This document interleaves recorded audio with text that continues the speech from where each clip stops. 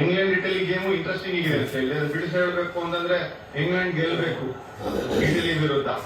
Italy ಆಡಿದ ರೀತಿ ನೋಡ್ತು ಅಂತಂದ್ರೆ ನೇಪಾಳ ಅಗೇನ್ಸ್ಟ್ ಏನೋ ಒಂದು ವ್ಯತ್ಯಾಸ ಮಾಡ್ತು ಅಂತಂದ್ರೆ ಬಹಳ ಒಳ್ಳೆ ಫಿಶ್ ಅಂಡ್ ಚಿಪ್ಸ್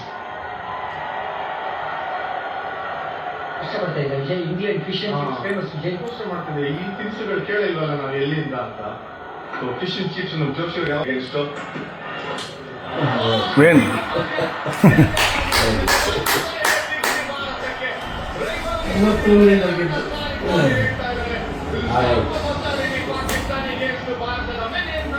ಮತ್ತೆ ಕರಾಮತ್ ಮಾಡಿದ್ದಾರೆ ಇಲ್ಲಿ. ಏನೇ ಅನಾಲಿಸಿಸ್ ಮಾಡೋದು ಆಗೋದಿಲ್ಲ.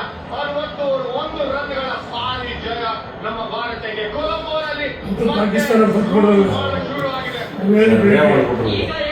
ಇಂಡಿಯಾ ಈಸಿ ಅಂತ ಹೇಳಿ ಪಾಕಿಸ್ತಾನಿಗೆ ಭಾರತ ಅಂದ್ರೆ ನೇಷನ್ ಅಲ್ಲ, ಅದು ಬಂದು ಅಲ್ಲಿಂದ ಮಾಡ್ಕೊಂಡ್ರೆ ಭಾರತ 10ನೇ ಸತತ ವಿಕ್ಟ್ರಿನ ರಿಜಿಸ್ಟರ್ ಮಾಡ್ತಾ ಇರೋದು. ಈ ಒಂದು ಸಾಧನೆ ಯಾರು ಮಾಡಿಲ್ಲ. ಈ ಒಂದು ಜರ್ನಿ ಶುರುವಾಗಿದ್ದು ಪಾಕಿಸ್ತಾನ ವಿರುದ್ಧ ಅಮೆರಿಕಾದಲ್ಲಿ. ಈಗ 10ನೇ ವಿಕ್ಟ್ರಿ ಸತತವಾಗಿ ಬರ್ತಾ ಇರೋದು ಇದೇ ಪಾಕಿಸ್ತಾನ ವಿರುದ್ಧ.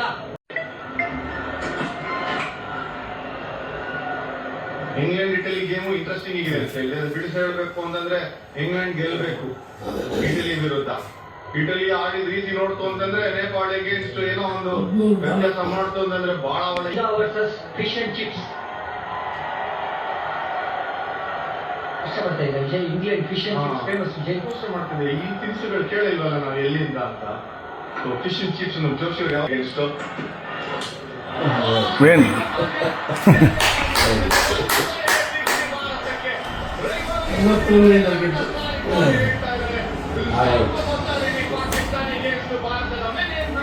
ಮತ್ತೆ ಕರಾಮತ್ ಮಾಡಿದ್ದಾರೆ ಇಲ್ಲಿ. ಮಾಡೋದು ಏನೇ ಅನಾಲಿಸಿಸ್ ಮಾಡೋದು ಆಗೋದಿಲ್ಲ. 61 ರನ್ಗಳ ಭಾರಿ ಜಯ ನಮ್ಮ ಭಾರತಕ್ಕೆ ಕೊಲಂಬೋದಲ್ಲಿ ಶುರು ಆಗಿದೆ. ಇಂಡಿಯಾ ಈಸಿ ಅಂತ ಹೇಳಿ